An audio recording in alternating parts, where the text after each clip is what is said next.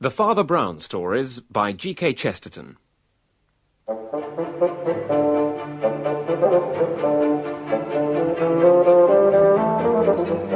We present The Sins of Prince Saradine, adapted by John Scotney, with Andrew Sachs as Father Brown. Well, what's it to be, Father? Shall we look out for some waterside inn, or more by the riverbank and sleep in the boat? It's all sky in Norfolk. Huge, wide skies. In London, there the streets are ravines, narrow brick ravines. You know, when I was a boy, for hours I used to stare up at the sky. Just stare. Guess why not? Light beneath the stars, it's warm enough. First, Captain Flambeau, what ship's stores do you have aboard? Well, see for yourself. It's all by you, Father. In the stern, under the sleeping bags. Just a few necessities. Ah, 2 bottles of claret and a bottle of brandy in case we feel faint, presumably. You never know. Yes, and why did you invite me? In case you feel the cold hand of death in the night and need the consolation of the church? But you've not neglected to feed the mind. A book. Oh, 1 book? My dear Flambeau, what's this? Alice Through the Looking Glass. Do not scoff, Father Brown. As you can see, I am beginning to master your English language. But that book, by studying that book that way, I assure you, I will come to fathom also the psychology of the English mind. Now, look over there, that backwater. There, we shall spend the night. Yes. If you will just steer to port. Yes, certainly, yes. Port, Father. The other string you pull. Of course.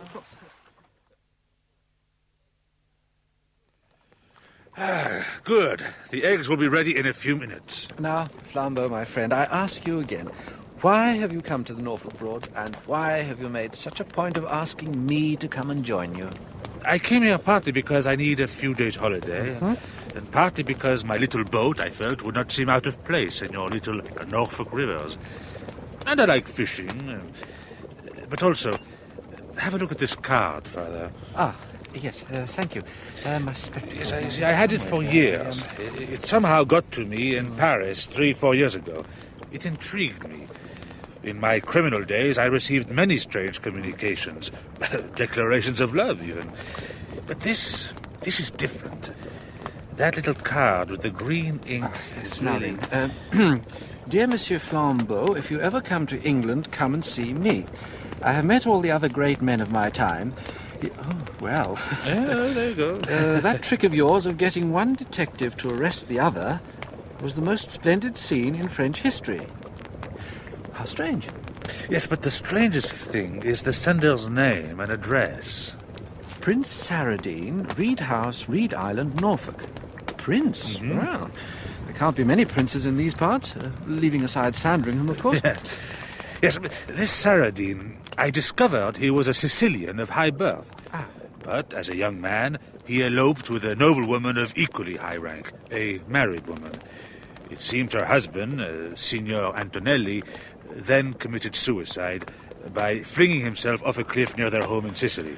Oh, what a terrible, foolish thing to do. Well, there were suspicions. It may not have been suicide. Oh? Yes. Anyway, Saradine lived a brilliant and fashionable life in Vienna and Paris.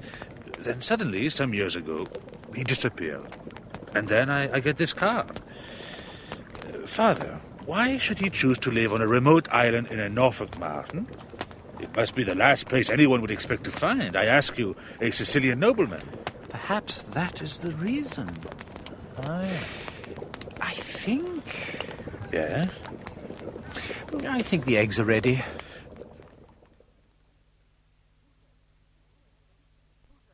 What? Who's there? Who is it? Sit. Oh, it's you, Father Brown. What time is it? It's 5 o'clock. I'm afraid I'm not... I'm getting old.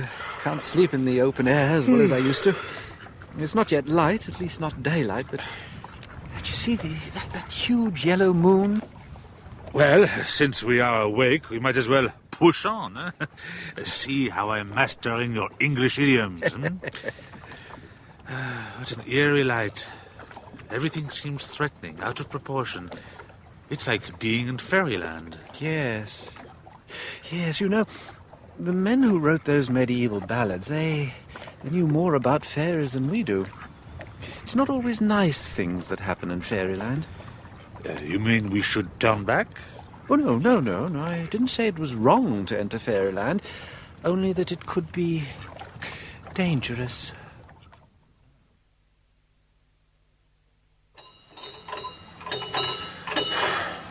No, there's no one there. No, there's someone coming. What do you want? Is this the residence of Prince Saradine? You Italian? No, I'm French. Now, look here, the prince sent me this card. All right.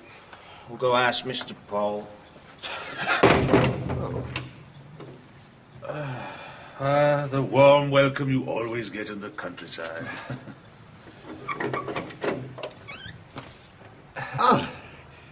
Monsieur Flambeau, how good of you to call. And this gentleman? This is my friend, Father Brown. And you are Prince Saradine? No, I am merely the steward.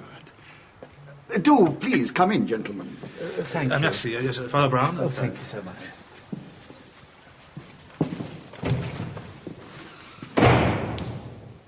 If you would follow me to the salon. Yes, thank you.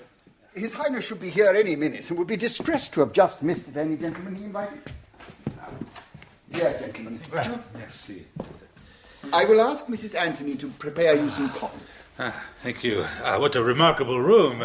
Mr. Paul? I am known as Mr. Paul, sir. Yes, the Prince has a great love of light.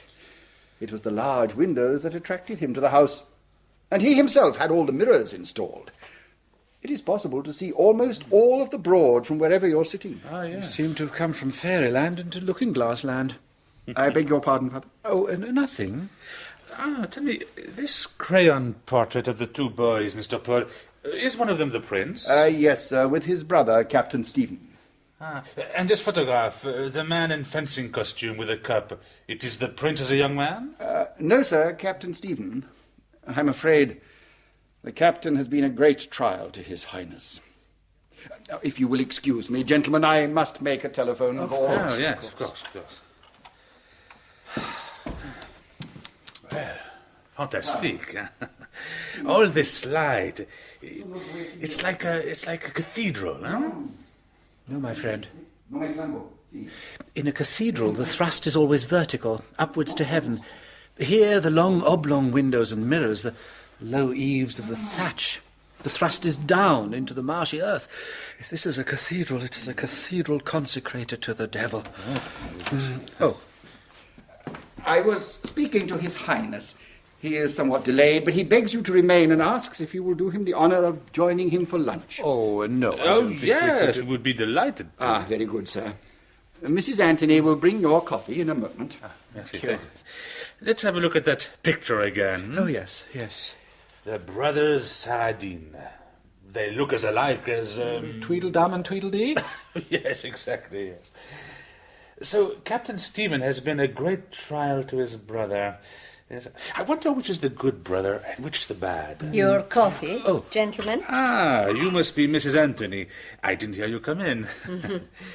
Tell me, those windows there, they are what you call them in English French windows, no? Yes, sir. There is a catch. Yes, I see. Right, then I think I will go and have my coffee in the garden. Will you join me, Father Brown? No, I'd like to have a look around the house, if I may, Mrs. Anthony. Oh, certainly, Father. Right, then I will see you later. Toodaloo, eh? Perhaps I will study my book by the river. Would you like to see the library, Father? The library? Oh, yes. Which one is the good brother, Mrs. Anthony, here in the picture? It would be hard. It would be mighty hard to say which is the good and which is the bad one, Father. Oh, yes. Oh, Father. It is so long, too long, since I spoke to a priest. My child. Father, there isn't a good brother. Oh? There was evil enough in the captain taking the prince's money, but be assured there was no goodness in the prince giving it. The captain's not the only man with something against him. Oh, blackmail? What is that? Something... What is it? Oh, my... Please, what is it? Oh, thank you, Father. That's better. There's a couple of savage mastiffs out there. Oh, I'm so sorry, sir. I should have warned you. Martin! Martin! Take Tancred and Baldwin and chain them up while the gentlemen are here. Quite impressive dogs there. Oh, I'm extremely sorry, Monsieur Flambeau. Oh, your coat seems to be torn. Oh, yes. I'll get you one of mine to wear. Mrs. Anthony will repair it later. That's very yes, kind of of you. course. I'll come with you. You see, Father, Yes. the dogs answer only to the man, and the man only to to Mr. Paul. Shall I take you to the library? Oh, how good of you. So, here you are, Father. Tell me, what kind of books have you found in the library of Looking Glass House? Are the titles all reversed, like they are in Carol's story? Oh, there are some very strange books here, and a lot on Sicily. What do you know about Sicily, Flambeau? Well, I have come across the Onorata Società, the mafia, of course. But surely you don't think the prince is anywhere involved? No. But behind your honourable society lies something much older, much deeper. Yes, here it is. Storia della Sicilia. For 2,000 years, Flambeau, you see, Sicily was ruled by foreigners. Romans, Byzantines, Arabs, Spaniards. Ah, yes, I thought so. And out of this foreign domination grew a strange and terrible code, the Omertà. Yes, I've heard of it, Now, yes. here, I'll translate for you. Sicilian holds it not dishonourable to have his rights and wrongs judged by the state. Judged by the state. The state was always the agent of foreign rule. Instead, the Omertà is based on a cruel and simple duty, the overriding duty of personal revenge, and on the strict public silence of witnesses. Oh, yes. Above all, on the bonds of the family. You know, Flambeau, these murdering feuds run for generations. And you think the prince has fled here to escape vengeance for something he did? Well, you told me yourself. You said he stole another man's wife and perhaps murdered the husband. And then his own brother started to blackmail him. The woman who calls herself Mrs. Anthony, she told me as much. Well, there you have it, then. Everything is explained. The bruiser of a servant, the savage dogs, they are guardians. But there are other things as well. But, Gentlemen, His Highness is here. Mrs. Anthony, clear these dishes, now! Very good, sir. Ancora di Vesuvio, Signor Flambeau. It goes well with cheese. Paul, be quick, bring another 2 bottles, the best in your cellar. Sir. Signor Flambeau, you are an amazing man. Your story intrigues me, but how does it finish?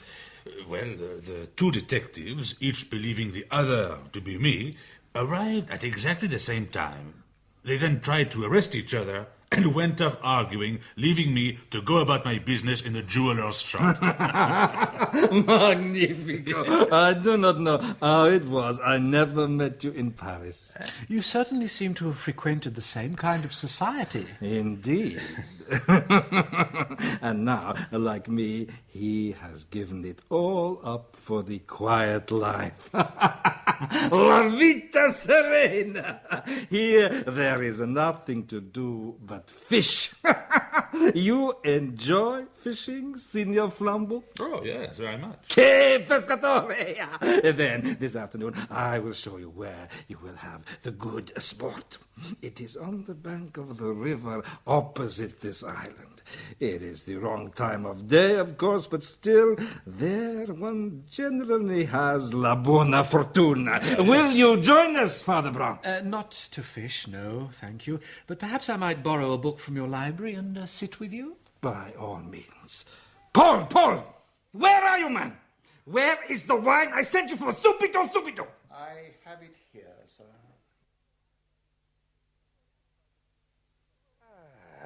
You were right about this being a good spot for fishing, Your Highness. Sì, c'è molto tranquillo qui, and there is good shooting too. I was just reading about the abundant fowls and fish in the Norfolk marshes. What is that? Oh, it's a book I found in your library, sir. Polly Albion by Michael Drayton, 1622. You have a serious taste in reading, Father Brown. And you also, Signor Flambeau? Oh, yes, and particularly there are some Indeed books so. I like as well. Monsieur Flambeau is one of our leading Lewis Carroll scholars. Lewis Carroll, I'm afraid. Father Brown is mocking me, Your Highness. I have been reading a nonsense book about a little girl who walks through a mirror and finds herself in a land where everything is the opposite of what it should be. Reversed, as in a looking glass. Everything reversed? Oh, yes. Yes, that interests me very much. Yeah, what do you think, Father Brown? Yes, I believe in doomsday. What do you mean? St. Paul. I mean that we here, we see through a glass darkly, if you like. We're all on the wrong side of the looking glass in a nonsense world. The things that happen here do not seem to make sense. They make sense somewhere else. Somewhere else, retribution will come to the real offender. Here, it often seems to fall on the wrong person. Yes, so. The wrong person? It falls on the wrong person. Yes, I see. The wrong person. What is that noise? It would appear you have visitors on the island, Prince. Well, I can't see. I only have my reading glasses. It's a boat, Father Brown. There's a fellow standing up and two others rowing. They are landing on the island. Prince, were you expecting anyone? No, it's probably nothing. Signor Flambeau, may I borrow your boat? I have to find out what it is. Would you like us to go with you? No, there is no need.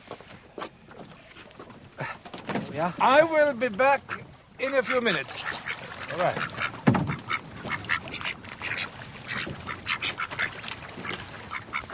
What's happening?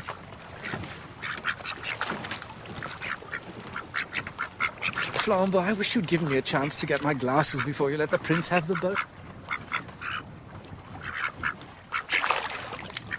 I can't see a thing. The young man is going up to the prince. Il suo nome Saradine? Sì. Il principe del tutti I Saradini. Sono Antonelli.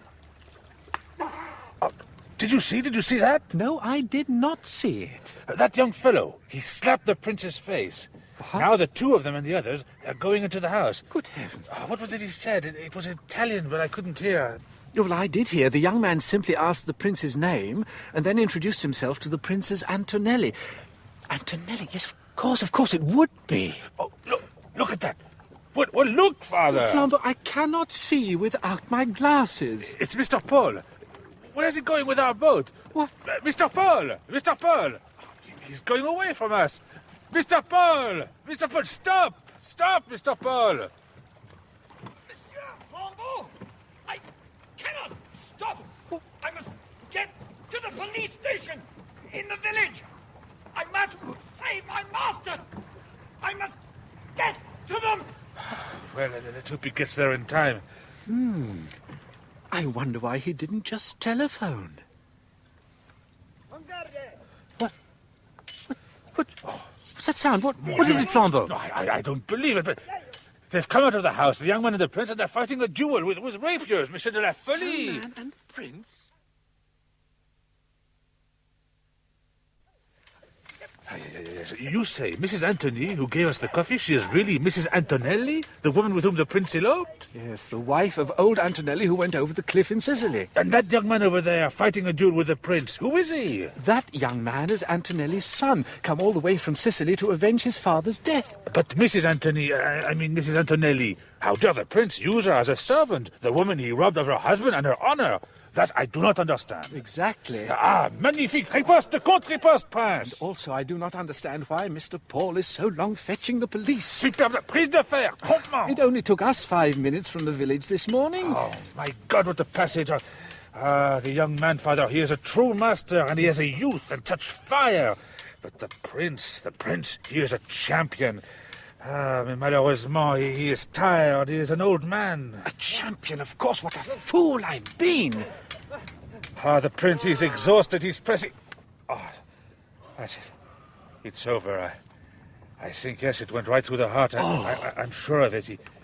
He must be dead, surely. The prince is dead. No. No, the prince is not dead. That man is not the prince. What on earth do you mean? That's what's been worrying me ever since you told the story of the two detectives arresting each other at lunchtime. So? That man lying dead there, our host, did not know that anecdote. Yet when he wrote his invitation to you, the real prince referred specifically to the incident. Didn't he call it the most splendid scene in French history? Then who is the man Antonelli just killed? A champion fencer. The photograph, don't you remember the photograph? The man in fencing costume with a silver cup? Of course, Captain Stephen Saradine, the prince's younger brother, the blackmailer. Ha! Then I am glad he's dead. Yes, Stephen was the blackmailer. But where is the victim? But now, let us pray for Captain Stephen's soul, for he is in great need of our prayers. Well, thank you for your statement, Mr. Flambeau. Oh, and one other thing. Yes, Sergeant? We've got your boat, sir, safe and sound. Good. If you'd like to collect it later... Well, if you'll excuse me, sir. Yes, goodbye. Vicar. Yeah. Oh, yes. Well, Father Brown, I've given my statement to the police as clearly and accurately as I can, but I still don't know what really happened. Well, I think both the Saradine brothers were evil. But one ugly day, the captain got his hold on his elder brother, the prince. I imagine he had somehow discovered the truth about the Sicilian affair and could prove that the prince had murdered old Antonelli in the mountains. Uh-huh. And so he raked in the hush money. Yes, as you say. Until the prince's splendid fortune began to look a little foolish. But of course the prince had another burden. Some years ago he learns that Antonelli's son has been trained in the savage Sicilian code and lives only to avenge his murdered father. So the prince flees to this hidden-away spot and lives in terror with his bully boys and his dogs and his mirrors and windows that give him an all-round view of the Broad that is, in effect, his moat. Of course. And then quite recently he has his inspiration. Come with me. I'll just show you something. What is it, Father? I see here through the French windows in the dining room. It's Mr. Paul. And what a banquet. But what has he got to celebrate? If only he'd been quicker getting the police, his master would be alive and young Antonelli wouldn't be charged with murder. What does he mean by it? Why don't you ask him? I will. I say, Mr. Paul, would you please explain to me what... Monsieur Flambeau, have some champagne.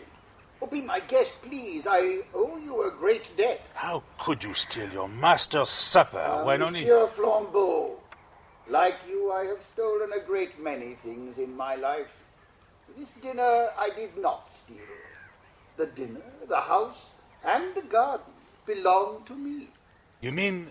Prince Paul Saradine of Ozort.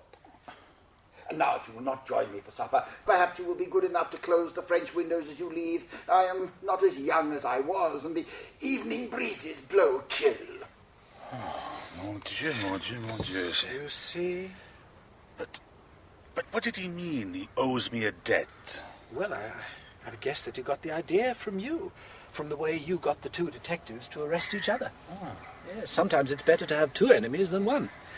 No doubt he sent Captain Stevens some money with a letter saying roughly, I'm cleaned out, I still have a little house in Norfolk with a decent cellar. If you want more from me, you must take that. I and Mrs. Antonelli will live here quietly as your servant. Well, what an offer to a younger brother who had always envied the heir. I see, yes. And the brothers were always similar in appearance. So Paul shaved his beard and then made sure young Antonelli learned his address. And he knew that eventually the captain would walk onto the young man's sword. Yes. But how did Paul, I suppose we must call him Prince Paul, how did he know young Antonelli would win the duel? Well, I don't think he expected a formal duel. That's not the usual way of these vendettas. So when he realized there was to be a duel, he fled in your boat before Antonelli could discover who he was. But it was far from hopeless. And so Stephen, who was a brilliant fencer and an adventurer, trusted to his luck and his fine fencing. But he was not to know how skillful young Antonelli would be. But he lost. And as soon as he saw it, Mr. Paul, who was no doubt concealed in the reeds opposite, went and informed the police. Yes. You see, he knows that Antonelli will hold his tongue and be hanged. Well, he would not break the omerta and tell tales on his family in a court of law. Incroyable. Oh, listen to that. He's laughing. What a horrible laugh. Just like his brothers. And hast thou slain the Jabberwock? O fraptious day, Callooh Calais, he chortled in his joy. Oh, it's all a dream, Father. It must be. A dream from which I am going to wake up in a moment. Indeed, perhaps it is. It's a nice philosophical point. Lewis Carroll was a philosopher by profession, you know. Just give me the book, would you? Yes, sir, here. Yes, thank you.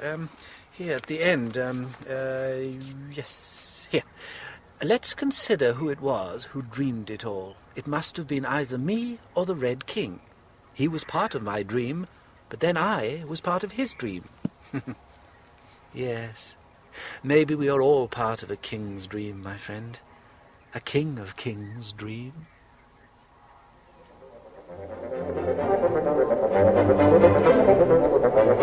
In The Sins of Prince Saradine by G.K. Chesterton, the part of Father Brown was played by Andrew Sachs, Flambeau, Olivier Pierre, Mr. Paul, Garrard Green, Mrs. Anthony, June Barry, Saradine, Roger Hammond, Italian and Sergeant, Robin Summers, Norfolk Toughs, Peter Acre and Robin Summers. The Sins of Prince Saradine was adapted by John Scotney and directed in Bristol by Alec Reed.